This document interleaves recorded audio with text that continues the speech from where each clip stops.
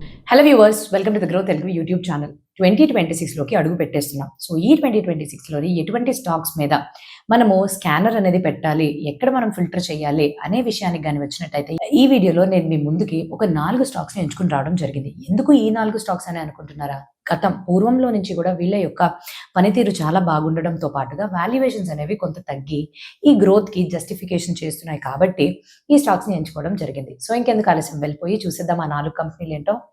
ఆ first company గురించి మాట్లాడుకోవాలి అనంటే మన దేశంలోనే ఆటోమోటివ్ రంగానికి కావాల్సిన లైటింగ్ సప్లయర్స్‌లోని లీడింగ్ సప్లయర్‌గా వీళ్ళు వ్యవహరిస్తున్నారు. అండ్ వీళ్ళ యొక్క బ్యాలెన్స్ షీట్‌లో అప్ అనేది అస్సలే లేదు. రిటర్న్ ఆన్ క్యాపిటల్ ఎంప్లాయిడ్ 25% కన్నా ఎక్కువ ఉంది. రెండో దానికొస్తే వీళ్ళు హౌసింగ్ ఫినాన్స్‌లోని రిటర్న్ ఆన్ అసెట్స్ 4% కన్నా ఎక్కువ రిపోర్ట్ చేస్తున్నారు. మూడవ కంపెనీ గురించి గాని మాట్లాడుకోవాలంటే ఒక హై మార్జిన్ బిజినెస్‌లో ఉన్నారు. అండ్ వీళ్ళ యొక్క వాల్యుయేషన్స్ కూడా తగ్గినాయి. 44 టైమ్స్ ఉండేది కాస్త 28 టైమ్స్ వీళ్ళ పీఈ రేషియో. అండ్ నాలుగవ కంపెనీ గురించి మాట్లాడాలంటే హాస్పిటాలిటీ రంగంలోని వీళ్ళు మంచిగా రాణిస్తున్నారు. అయితే వీడియోలోకి వెళ్ళడానికన్నా ముందు తెలుసు కదండి, మీరు కానీ ఇంకా మా గ్రో తెలుగు యూట్యూబ్ ఛానల్‌కి సబ్స్క్రైబ్ చేసుకున్నట్టయితే వెంటనే బెల్ ఐకాన్ని క్లిక్ చేసుకోండి. ఎంతో ఇంపార్టెంట్ ఇన్ఫర్మేటివ్ కంటెంట్‌ని ఎప్పుడూ అందించే ఉత్సాహంలో ఉంటాము కాబట్టి మీ ప్రోత్సాహం మాకు చాలా ఇంపార్టెంట్‌గా ఉంటుంది.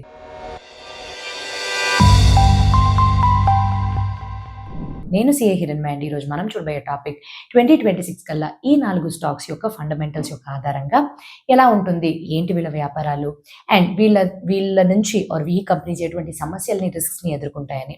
మొట్టమొదటి company Fiem industries. So Fiem industries యొక్క గత 3 సంవత్సరాల యొక్క డేటా గాని తీసి చూసినట్టయితే సేల్స్ 1.5 టైమ్స్ పెరిగింది.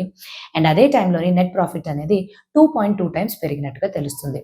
ఇక్కడ ఇంతలాగా ఎందుకు పెరిగింది అనంటే మార్జిన్స్ అనేవి రిలాక్స్ అయినాయి. ఖర్చులు అనేవి తగ్గడంతో మార్జిన్స్ 12% నుంచి 13%కి రీచ్ అవ్వడంతో ఇంతలాగా మనకి ప్రాఫిట్స్ అనేవి ప్రాఫిట్స్ అనేవి ఇంత రెట్లు పెరగడం మనం చూసాం. అయితే వీళ్ళ యొక్క పోటీదారులు ఎవరైతే ఇదే ఇండస్ట్రీలోని వ్యవహరిస్తున్నారో వాళ్ళతో కానీ పోల్చి చూసినట్టయితే మన కంపెనీ ఫియామ్ ఇండస్ట్రీస్ గత సంవత్సరంతో పోలిస్తే ఈ సంవత్సరం సేల్స్ అనేది 15% పెరిగింది. డైరెక్ట్ గా పోటీ ఇచ్చే 2 కంపెనీస్ అయిన యూనో మిండా 26% వాళ్ళ సేల్స్ పెరిగితే ల్యూమాక్స్ ఆటో వాళ్ళ యొక్క సేల్స్ గత సంవత్సరంతో పోలిస్తే 34% పెరిగింది. సో ఇంత ఎక్కువగా మన కంపెనీతో పోలిస్తే సేల్స్ పర్సెంటేజెస్ అనేవి ఎక్కువే ఉన్నాయి కదా. దాని మూలం చేత పీఈ రేషియోస్ వాల్యుయేషన్స్ పరంగా వస్తే ఈ కంపెనీస్కి దాదాపుగా 48 నుంచి 66% వరకు వాల్యుయేషన్స్ అనేవి ఉన్నాయి. పీఈజీ గ్రోత్ రేషియో పరంగా కనుక చూసినట్టయితే కూడా 1.35 నుంచి 1.97 టైమ్స్ వరకు పీజీ రేషియో ఉంది. సో ఇవన్నీ ఇలా ఉండగా మన కంపెనీ యొక్క పీ రేషియో ఏంటి, 29.6 టైమ్స్. పీఈజీ రేషియో విషయానికి వస్తే 0.9. కొంచెం జస్టిఫైడ్ గానే అనిపిస్తుంది కదా. ఇప్పుడు ఈ పర్టికులర్ కంపెనీ ఎటువంటి వ్యాపారంలో ఉంది. సో నేను ఇంతకుముందు చెప్పినట్టుగానే మన దేశానికి కావాల్సిన, అంటే మన దేశంలోని లీడింగ్ సప్లయర్గా ఉంది. సో ఏం సప్లై చేస్తున్నారు, ఆటోమోటివ్ రంగానికి కావాల్సిన లైటింగ్ ఏవైతే ఉంటాయో వాటితో పాటుగా అద్దాలని తయారు చేసి సరఫరా చేస్తున్నారు. సో వీళ్ళ ప్రోడక్ట్ లిస్ట్ గాని తీసినట్టయితే ఒక వెహికల్లో ఒక వాహనంలో కావాల్సిన head lamp, fog lamp, rear view glass mirror and tail lamps and plastic moulds ని కూడా తయారు చేసి అందిస్తున్నారు. అండ్ మన ఈ సంవత్సరం ఫస్ట్ హాఫ్ ఇయర్ లోని ఎంత రెవెన్యూ ఎక్కువగా వచ్చింది, ఏ సెగ్మెంట్ నుంచి, ఏ ప్రోడక్ట్ నుంచి అని చూసినట్టయితే 47.8% వీళ్ళకి ఆటోమోటివ్ రంగానికి సంబంధించిన ఎల్ఈడి లైటింగ్ నుంచి వచ్చింది. అండ్ మిగిలిన 27% ఆటోమోటివ్ రంగానికి సంబంధించిన ట్రెడిషనల్ లైటింగ్ నుంచి వచ్చింది. అండ్ 10% వరకు వీళ్ళకి వచ్చిందైతే రియర్ వ్యూ మిర్రర్ బిజినెస్ నుంచి, అండ్ 9% వరకు వీళ్ళకి ప్లాస్టిక్ మౌల్డ్స్ నుంచి లభించింది. అండ్ వీళ్ళు ఎవరికి ఎక్కువగా సప్లై చేస్తున్నారంటే మన దేశంలోని అత్యంత పెద్ద ఓఈఎంస్, ఒరిజినల్ ఎక్విప్మెంట్ మ్యానుఫ్యాక్చరర్స్ అయిన TVS, Honda, Tata Motors and Mahindra వాళ్ళకి సప్లై చేస్తున్నారు. సో వీళ్ళ యొక్క రిజల్ట్స్ పరంగా కానీ మనం చూసినట్టయితే ఇదే సంవత్సరం Q2 కల్లా సేల్స్ గత సంవత్సరంతో పోలిస్తే 17% పెరిగి 715 crores దగ్గర స్థిరపడింది. ఇంతలాగే ఎక్కువగా పెరగడానికి గల కారణం 2 వీలర్ రంగంలో ఉండే డిమాండ్ అని చెప్పుకోవచ్చు. అండ్ అదే తీరులోనే ఆపరేటింగ్ ప్రాఫిట్ కూడా 22% ఇయర్ ఆన్ ఇయర్ పెరిగి 99 కోట్ల దాకా నమోదైంది. Operating profit margin 100 base points పెరిగి 14% దగ్గర ఉంది. మేనేజ్మెంట్ వాళ్ళు ఈ 14% ఇలాగే కంటిన్యూ అవుతుంది. ఎందుకు అని అంటే ప్రోడక్ట్ మిక్స్ పరంగా కానీ చూస్తే ఆటోమోటివ్ ఎల్ఈడి లైటింగ్ కి ఉన్న డిమాండ్ పెరుగుతుంది కాబట్టి ఆ ప్రొడక్ట్స్ ని ఎక్కువగా ఇస్తామని అంటున్నారు. నెట్ ప్రాఫిట్ కూడా గత సంవత్సరంతో పోలిస్తే 28% పెరిగింది. నెట్ ప్రాఫిట్ మార్జిన్ కూడా 8.2% నుంచి 9.1% కి చేరుకుంది. సో ఇప్పుడు మేనేజ్మెంట్ వాళ్ళు భవిష్యత్తులో ప్రణాళికలు ఎలాగుంటాయి అనే విషయానికి వస్తే, వీళ్ళకి దాదాపుగా బిజినెస్ వ్యాపారాన్ని పెంచే విధంగా 53 crores ఉండే క్యాపిటల్ ఎక్స్పెండిచర్ ని కాస్త 138 కోట్లకి పెంచుకున్నారు. అంటే 37% capital compounded annual growth rate అనేది ఉంది. అంటే ఇంత ఎక్కువగా ఖర్చు పెడుతున్నారంటే బిజినెస్ ని వీళ్ళు ఎక్స్పాండ్ చేస్తున్నట్టుగా మనం అక్కడ అర్థం చేసుకోవాలి. అండ్ మేనేజ్మెంట్ వాళ్ళు వచ్చే సంవత్సరానికి కూడా రెవెన్యూ ఒక గ్రోత్ గైడెన్స్ పరంగా చూస్తే 15 to 20% ఈజీగా ఉంటుంది అని నమ్ముతున్నారు. ఎందుకు 15 to 20% అని అంటే, 2-wheeler వెహికల్ సెగ్మెంట్ లోనే ఆటోమోటివ్ ఎల్ఈడి కంటెంట్ కి ఉండే డిమాండ్ పెరుగుతుంది. అండ్ అలానే ఇక్కడ ఎలక్ట్రిక్ వెహికల్స్ ఉండే ఓఈఎం సప్లయర్స్ ఎవరైతే ఉన్నారో వాళ్ళ దగ్గర నుంచి ఆర్డర్స్ కూడా పెరుగుతున్నాయి. క్యాష్ ఫ్లోస్ విషయానికి కానీ వచ్చినట్టయితే ఈ Q2 లో కానీ చూస్తే 73% లాస్ట్ ఇయర్ తో పెరిగి 233 crores దగ్గర స్థిరపడింది. ఎంత ఇన్వెంటరీస్ అండ్ రిసీవబుల్స్ నుంచి ప్రెషర్ ఉన్నప్పటికీ కూడా క్యాష్ ఫ్లోస్ ని చాలా స్టేబుల్ గానే చూపించారు. Cash flow from operations to net profit ratio ఎంత తీరులో వీళ్ళ యొక్క ప్రాఫిట్స్ ని క్యాష్ గా కన్వర్ట్ చేసుకుంటున్నారంటే అది కూడా బలంగా గత సంవత్సరంతో పోలిస్తే 81% నుంచి 114% దాకా పెరిగింది. Foreign institutional investors, domestic institutional investors వాళ్ళ యొక్క స్టేక్ ని కూడా పెంచుకోవడం చూసాం ఈ క్వార్టర్లో. దగ్గరగా 54.51% వీళ్ళే హోల్డ్ చేస్తున్నారు. ప్రమోటర్స్ విషయానికి వస్తే వాళ్ళ దగ్గర ఉండే స్టేక్ ఇంతకు ముందు ఏదైతే 66% ఉందో దాన్ని తగ్గించుకుంటూ వచ్చారు 58%కి. కాకపోతే సెప్టెంబర్ 18, 2025లోని దాదాపుగా 4.45% ని ఒకేసారి అమ్మేశారు. ఇంతలా ప్రమోటర్ స్టేక్ తగ్గించుకుంటున్నారంటే ఈ ప్రభావం స్టాక్ ప్రైస్ మీద పడాలి కదా. అలా పడకుండా స్టాక్ ప్రైస్ అనేది ఇంకా అప్వర్డ్ ట్రెండ్ లో పెరుగుతానే ఉంది. సో నెక్స్ట్ గానీ ఎటువంటి సమస్యల్ని చూస్తున్నారంటే, వీళ్ళకి 72% వచ్చే ఆదాయం అనేది కేవలం 3 నుంచే ఎక్కువగా వస్తుంది. హోండా, టీవీఎస్ అండ్ యమహా నుంచి. సో ఇక్కడ ఈ ఓఈఎం వాళ్ళు ఏదన్నా కాంట్రాక్ట్స్ తగ్గించేసినా ఆర్ ఇంకొక సప్లయర్స్ ని వెతుకున్నా, ఇవన్నీ కాదు మేమే సొంతగా ఇవి తయారు చేసుకుంటామని బ్యాక్వర్డ్ ఇంటగ్రేషన్ లోకి వెళ్ళిన కంపెనీకి రిస్క్ గా మారుతుంది. Company number 2 Aadhaar housing finance. Aadhaar housing finance గురించి చెప్పుకోవాలి అని అంటే, గత 3 సంవత్సరాలుగా వీళ్ళ సేల్స్ 1.8 times పెరిగితే నెట్ ప్రాఫిట్ 2.1 times పెరిగింది.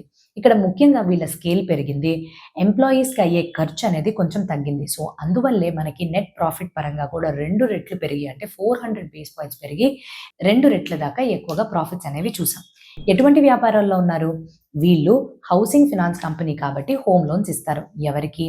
ఆర్థికంగా వెనకబడిన సెక్షన్స్ ఆఫ్ ద సొసైటీలో ఉండే మనుషులకి, అండ్ ఎవరికైతే తక్కువగా ఇన్కమ్, లో ఇన్కమ్ గ్రూప్ వాళ్ళు ఉంటారో వాళ్ళకి అఫోర్డబుల్ గా ఇల్లు కొనుక్కునే విధంగా వీళ్ళు హోమ్ లోన్స్ అనేవి ఇస్తారు. ఫైనాన్షియల్ ఇయర్ 2025లోని దాదాపుగా వీళ్ళ దగ్గర లోన్స్ తీసుకున్న వాళ్ళ జాబితాలో 55% వరకు ఉద్యోగస్తులని తెలుస్తుంది. లోన్ బుక్ విషయానికి కానీ వచ్చి చూస్తే ఈ క్వార్టర్లో సరాసరి మనం ఎంత లోన్స్ ఎలాగిచ్చారు అంటే, 73% హోమ్ లోన్స్కి ఇస్తే 27% మైక్రో ఎల్ఏపీస్ ఇచ్చారు. అంటే లోన్ అగేన్స్ట్ ప్రాపర్టీస్ కింద ఇచ్చారు. నెట్వర్క్ పరంగా కానీ చూసినట్టయితే 22 రాష్ట్రాల్లోని ఈ క్వార్టర్కి 611 బ్రాంచెస్ తో వీళ్ళు ఆపరేట్ చేస్తున్నారు. అండ్ మొత్తంగా ఎక్కువగా Tier 4, Tier 5 సిటీస్ లోనే ఎక్కువగా వీళ్ళు వ్యాపిస్తున్నారు. అండ్ అందులోని 3,15,000 మంది క్లయింట్స్ కి వీళ్ళు సర్వ్ అనేది చేస్తున్నారు. రిజల్ట్స్ పరంగా కానీ చూసినట్టయితే గత సంవత్సరంతో పోలిస్తే ఈ సంవత్సరం ఎప్పుడు కూడా ఒక ఫైనాన్స్ కంపెనీకి మనం ముందు తెలుసుకోవాల్సిన విషయం అంటే కొన్ని ఇంపార్టెంట్ అయిన కీ మెట్రిక్స్ అనేవి ఉంటాయి. ప్రతి ఫైనాన్స్ కంపెనీకి అసెట్స్ అండర్ మేనేజ్మెంట్ చాలా ముఖ్యం. అసెట్స్ అండర్ మేనేజ్మెంట్ ఈ సంవత్సరంగా చూస్తే 21% పెరిగింది. కానీ గత సంవత్సరంతో పోలిస్తే 23% పెరిగేది కాస్త ఇప్పుడు కొంచెం సాఫ్ట్ అయ్యి 21% దగ్గర స్థిరపడింది ఈ ఏయుఎం ఒక గ్రోత్. కొత్త లోన్స్ ఎలాగిచ్చారు, డిస్బర్స్మెంట్స్ ఎలాగైనాయి అని చూసుకున్నట్టయితే 16% year on year పెరిగింది ఈ సంవత్సరం. గత సంవత్సరం ఇదే గ్రోత్ రేట్తో కానీ పోలిస్తే అప్పుడు 20% పెరిగింది ఇదే కొత్త లోన్స్ డిస్బర్స్మెంట్. ఎందుకు ఇంతలా తగ్గింది? ఈ 2 విషయాలను చూస్తే, కొంచెం మాన్సూన్ అనేది వర్షాకాలం అనేది ఎక్కువ ఉండడంతో అండ్ అండర్ రైటింగ్ కాషన్ ఉండడంతో ఇంతలాగా ఈ గ్రోత్ రేట్స్ అనేవి సాఫ్ట్ అయినాయి. నెట్ ఇంట్రెస్ట్ మార్జిన్ ఎన్ఐఎం విషయానికి కానీ వచ్చినట్టయితే గత సంవత్సరం ఇదే క్వార్టర్, ఈ సంవత్సరం ఇదే క్వార్టర్ 5.9% దగ్గర స్థిరంగానే ఉంది నెట్ ఇంట్రెస్ట్ మార్జిన్స్. కాకపోతే ఈల్డ్ అనేది కొంచెం తగ్గడంతో ఆ తగ్గినప్పటికీ కూడా మార్జిన్స్ పైన ప్రభావం అనేది పడలేదు. గ్రాస్ ఎన్పిఎస్, నెట్ ఎన్పిఎస్ ఎప్పుడూ తెలుసుకోవాలి. గ్రాస్ ఎన్పిఎస్ అంటే లోన్స్ ఏవైతే 90 రోజులకి పైగా అవుట్ స్టాండింగ్లో ఉంటాయో అవి గ్రాస్ ఎన్పిఎల్ లిస్ట్లోకి వస్తాయి. ఆ లిస్ట్ ఈ కంపెనీకి ఈ క్వార్టర్ చూస్తే గత సంవత్సరంతో పోలిస్తే 10 basis points పెరిగింది. అలానే నెట్ ఎన్పిఎస్ కూడా 10 basis points గత సంవత్సరంతో పోలిస్తే పెరిగింది. ఎందుకు? స్టేజ్ 2లో ఉండే లోన్స్ని స్టేజ్ 3కి రీక్లాసిఫై చేశారు, అంటే రిస్క్ పెంచారు అనే అర్థం. సో ఇప్పుడు ఈ కంపెనీ యొక్క ఫైనాన్షియల్స్ పరంగా రిజల్ట్స్ విషయానికి కానీ వచ్చినట్టయితే గత సంవత్సరంతో పోలిస్తే ఈ సంవత్సరం వీళ్ళ యొక్క ఆదాయం 17% year on year పెరిగింది. 397 crores-కి చేరుకుంది. ముఖ్యంగా ఇది 21% మనకి అసెట్ అండర్ మేనేజ్మెంట్ పెరగడంతో.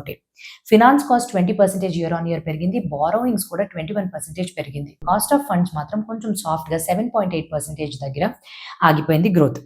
నెట్ ప్రాఫిట్ విషయానికి వస్తే 16% పెరిగింది అండ్ స్ప్రెడ్ ఏమో 5.9% ఉంది. నెట్ ఇంట్రెస్ట్ మార్జిన్ యొక్క spread. So Q2 10 base points పెరిగి Q1 కన్నా ఫండ్ కాస్ట్ అనేవి తగ్గడం వల్ల. సో ఇక్కడ ఫుల్ ఇయర్ లోని మేనేజ్మెంట్ వాళ్ళు 5.8% దాకా మార్జిన్ ఉంటుందని చాలా బాగా నమ్ముతున్నారు. ఆపరేటింగ్ ఎక్స్పెన్సెస్ విషయానికి వస్తే 16% పెరిగింది.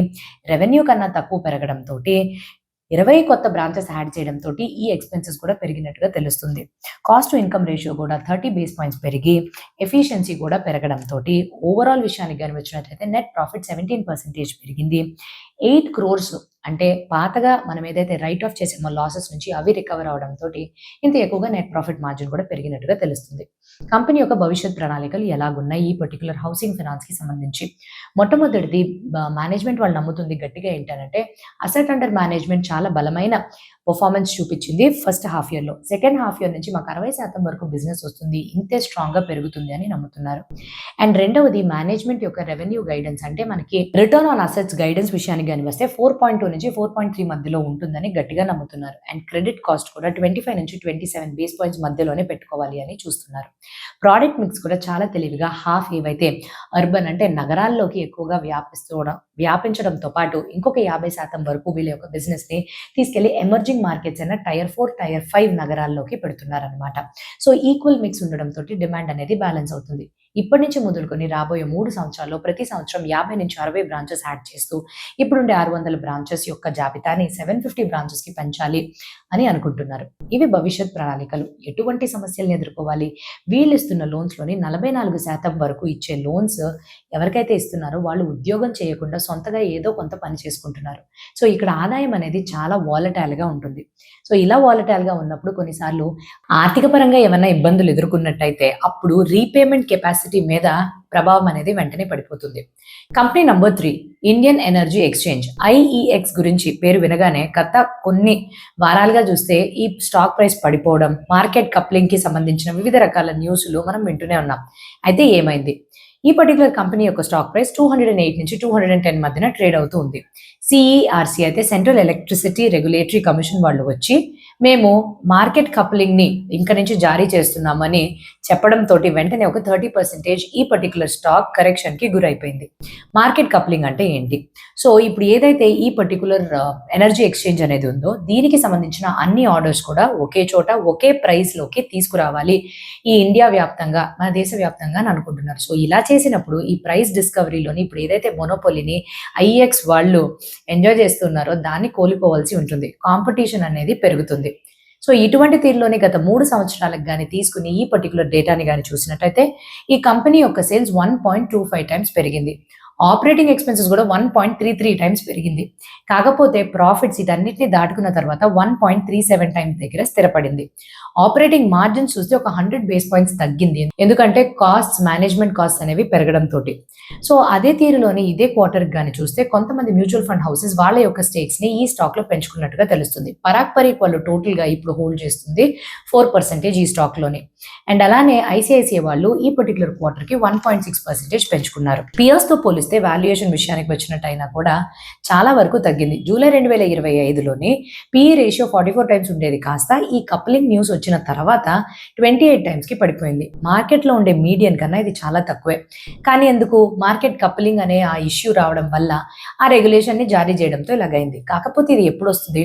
ప్రస్తుతానికి వెంటనే ఇది ప్రవేశపెట్టలేదు కానీ జనవరి 2026లోనే వస్తుంది అని నమ్ముతున్నారు. సో అప్పటిదాకా ఈ ఫస్ట్ హాఫ్ ఇయర్ కి మన IEX విషయానికి కానీ వచ్చినట్టయితే వీళ్ళు డే అహెడ్ మార్కెట్లోని, రియల్ టైమ్ మార్కెట్లోని, డే అహెడ్లో ఈ కంప్లీట్ మార్కెట్స్లో 78% మార్కెట్ షేర్తోనే వ్యవహరిస్తున్నారు. అయితే వీళ్ళకి ఎటువంటి ఇన్కమ్స్ అనేవి వస్తాయి, ఎటువంటి బిజినెస్ సెగ్మెంట్స్లో ఉన్నారు? వీళ్ళు ఒక ఎనర్జీ కి సంబంధించిన ట్రేడింగ్ ప్లాట్ఫామ్‌లోని ఎలక్ట్రిసిటీని ఫిజికల్ డెలివరీగా కొని అమ్మడాలు చేస్తూ ఉంటారు. సో, అందులోని 3 ముఖ్యమైన సెగ్మెంట్స్ నుంచి వీళ్ళకి ఆదాయం అనేది వస్తుంది. మొట్టమొదటిది డే అహెడ్ మార్కెట్, అంటే 1 డే డెలివరీ యొక్క డిఫరెన్స్‌లోని వీళ్ళు ఎలక్ట్రిసిటీని ట్రేడ్ చేస్తారు. ఈ సెగ్మెంట్‌లో అత్యధికమైన 35% ఆఫ్ ద వాల్యూమ్ ఈ సెగ్మెంట్ నుంచి వస్తుంది. రెండవది రియల్ టైమ్ మార్కెట్, దీన్ని మనం లాస్ట్ మినిట్ మార్కెట్ అని కూడా అంటాము. ఎక్కువగా రెన్యూవబుల్ సోర్సెస్ అయిన విండ్ ఎనర్జీ అండ్ సోలార్ ఎనర్జీకి సంబంధించి ఇది చాలా క్రిటికల్‌గా వ్యవహరిస్తుంది. 1 అవర్ ముందు డెలివరీ అయ్యేలాగా ట్రేడింగ్ అనేది ఇక్కడ నడుస్తుంది. అండ్ నెక్స్ట్ టీఏఎం, ఈ పర్టికులర్ సెగ్మెంట్‌లోని కాంట్రాక్ట్స్ విషయానికి గాని వస్తే 11 రోజుల మధ్య నుంచి 3 నెలల మధ్యలోనే కాంట్రాక్ట్స్ అనేవి వేరీ అవుతాయి. సో, ముఖ్యంగా వీళ్ళు renewable energy and green market certificates ద్వారా ట్రేడింగ్ అనేది చేస్తూ ఉంటారు. ఈ కంపెనీకి 2 సబ్సిడరీస్ ఉన్నాయి, ఐసీఎక్స్, ఐజీఎక్స్. ఈ గ్యాస్ ఎక్స్చేంజ్ అనేది గత సంవత్సరంతో పోలిస్తే వాల్యూమ్ అనేది 37% పెరిగి ప్రాఫిట్ ఆఫ్టర్ ట్యాక్స్ అనేది 57% దగ్గర ఈ క్వార్టర్‌లోనే నమోదు చేసుకుంది. ఐసీఎక్స్ అంటే కార్బన్ ఎక్స్చేంజ్. సో, ఇక్కడ వీళ్ళు ఐఆర్ఈసీ సర్టిఫికేషన్స్ ఇస్తూ ఇప్పటిదాకా 38 లక్షల సర్టిఫికేట్స్ అనేది ఇండియా వ్యాప్తంగా ఇచ్చినట్టుగా తెలుస్తుంది.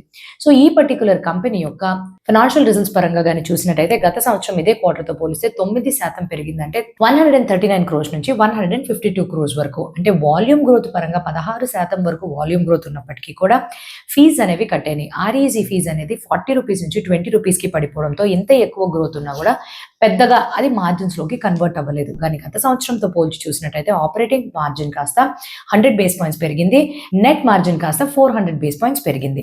సో, ఇలాగానే చూస్తే టాక్స్ రేట్స్ ఒక 200 బేస్ పాయింట్స్ పెరిగినప్పటికీ కూడా ప్రాఫిట్ ఆఫ్టర్ టాక్స్ అనేది 15% దగ్గర స్థిరపడింది. అయితే ఇప్పుడు ఈ కప్లింగ్ యొక్క రెగ్యులేషన్ రావడం వల్ల ఇది ఎలా వీళ్ళని అఫెక్ట్ చేస్తుంది? మేనేజ్మెంట్ వాళ్ళు ఏమంటున్నారు? ఇప్పుడు కప్లింగ్ వచ్చింది గానీ దాన్ని ఇంప్లిమెంట్ చేయడానికి, ప్రవేశపెట్టడానికి కొంత టైం పడుతుంది. దానికి కొంచెం ముఖ్యమైన స్టెప్స్ తీసుకోవాల్సింది ఉంటుంది. సాఫ్ట్‌వేర్స్‌ని ఇన్‌స్టాల్ చేయడం కామన్‌గా, ఈ గ్రిడ్ సొల్యూషన్స్ గానీ వివిధ రకాల ఆధునిక టెక్నాలజీస్‌ని తీసుకొచ్చి వాటిని ప్రవేశపెట్టిన తర్వాతే మార్కెట్ కప్లింగ్‌లోకి పూర్తిగా మిగతా వాళ్ళని కూడా దీంట్లో ఇన్వాల్వ్ చేయొచ్చు అని అంటున్నారు. కాకపోతే మేము ఇదే రంగంలోని గత 27 సంవత్సరాలుగా ఉన్నాం కాబట్టి కస్టమర్స్ మీద కస్టమర్స్‌కి మా మీద ఉన్న ట్రస్ట్‌ని ఈజీగా అంత స్ట్రాంగ్‌గా టెక్నికల్ బ్యాక్‌గ్రౌండ్‌తో పాటు మేము కస్టమర్ సపోర్ట్ అందించిన విధం గాని ఇవన్నీ కూడా చాలా వరకు మా మీద నమ్మకాన్ని క్రియేట్ చేసినాయి. సో, 95% ఉండే మార్కెట్ లీడర్ కాస్త ఎవరు వచ్చినా, ఎవరు మార్కెట్ షేర్‌ని తీసుకోగలిగినా కూడా అంత ఎక్కువగా మా మీద ప్రభావం అనేది పడదు అని చెప్తున్నారు. భవిష్యత్తులో ఎటువంటి ప్రణాళికలు అంటే మేనేజ్మెంట్ వాళ్ళు చాలా గట్టిగా ఏం నమ్ముతున్నారంటే వచ్చే సంవత్సరానికల్లా రెవెన్యూ గ్రోత్ 15-20% ఉంటుంది. దీర్ఘకాలికంగా చూస్తే 20% వరకు పెరిగే అవకాశాలున్నాయి. ఎందుకంటే సెంట్రల్ ఎలక్ట్రిసిటీ కమిషన్ ఈ రెగ్యులేటరీ వాళ్ళు చెప్పిన డేటా ఆధారంగా 2023లోనే చాలా ఎక్కువగా డిమాండ్ అనేది పెరగబోతుంది ఎలక్ట్రిసిటీకి. 366 గిగావాట్స్ వరకు కన్జంప్షన్ అనేది 2500 బీవీ కన్జంప్షన్ వరకు పెరుగుతుంది. సో, ఇంతలా పెరిగితే మొట్టమొదటిగా ఎక్కువగా ఆ ప్రభావం, ఆ లాభం అనేది వచ్చేది మా కంపెనీకే. ఎందుకు అనంటే వాళ్ళు ఉండే డిమాండ్ కన్నా మన వాల్యూమ్ అనేది ఇంకా 2 రెట్లు ఎక్కువగా వేగంగా పెరుగుతుంది కాబట్టి. కాకపోతే వీళ్ళు ఎదుర్కోవాల్సిన సమస్యలు చూసే రిస్క్స్ పరంగా అంటే క్యాష్ ఫ్లోస్ అనేవి చాలా నెగెటివ్‌గా అయిపోయినాయి. Cash flows from net profit, cash flows from operations to net profit ratio కూడా నెగెటివ్‌లోనే ఉంది. అంత బలంగా కన్వర్ట్ చేసుకోలేనట్టుగా తెలుస్తుంది.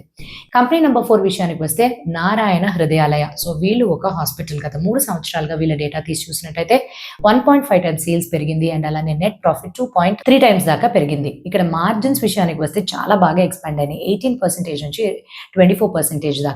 ఎందుకు? ముఖ్యమైన కారణం రా మెటీరియల్స్ యొక్క ఖర్చు, మేనేజ్మెంట్ యొక్క ఖర్చు మొత్తం తగ్గిపోవడంతో, స్కేల్ పెరగడంతో మంచిగా వీళ్ళు ఆ మార్జిన్స్ పైన ప్రభావం అనేది పడింది. సో, వీళ్ళ PE ratio and PEG ratio విషయానికి వద్దాం. పిఈ రేషియో 45 టైమ్స్ ఉంది, పీఈజీ రేషియో 1.45 టైమ్స్ ఉంది. ఇవి రెండు కూడా మార్కెట్‌తో పోలిస్తే తక్కువే వీళ్ళ పోటీదారులతోటి. కాకపోతే గ్రోత్ అనేది ఎక్కువగా ఉండి పియర్స్‌తో పోలిస్తే తక్కువ వాల్యుయేషన్ ఉండడం అనేది ఈ కంపెనీకి ఒక మంచి బలం అని చెప్పుకోగలం.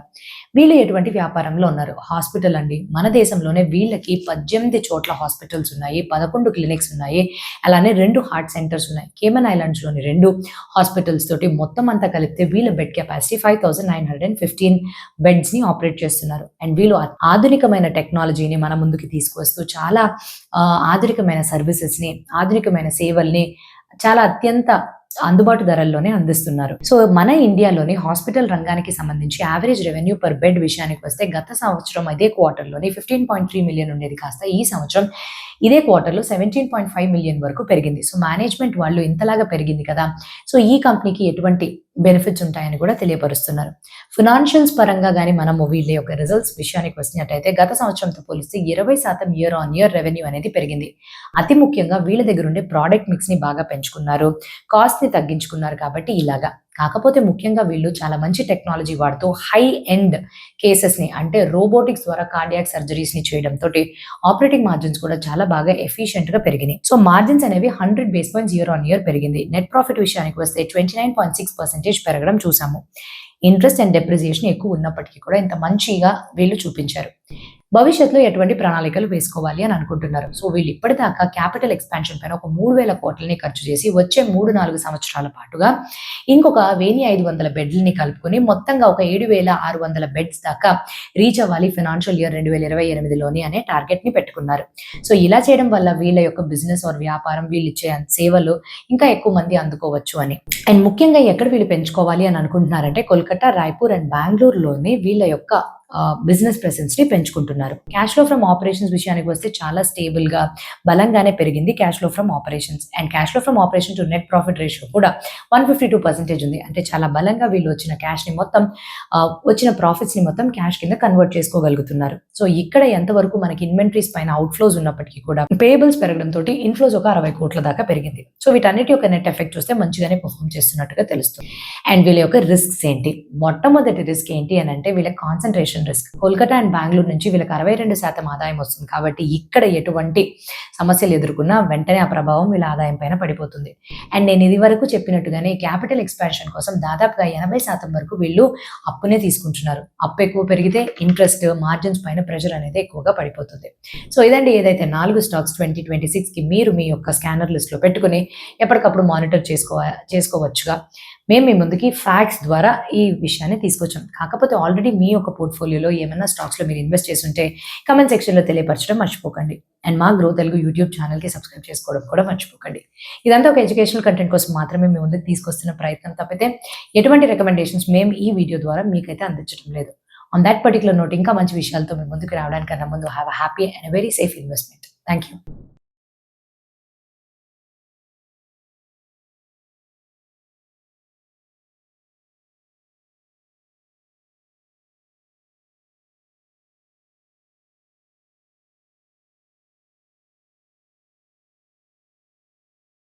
Investment in securities market are subject to market risks. Read all the related documents carefully before investing. Please read the risk disclosure documents carefully before investing in equity shares, derivatives, mutual fund, and or other instruments traded on the stock exchanges.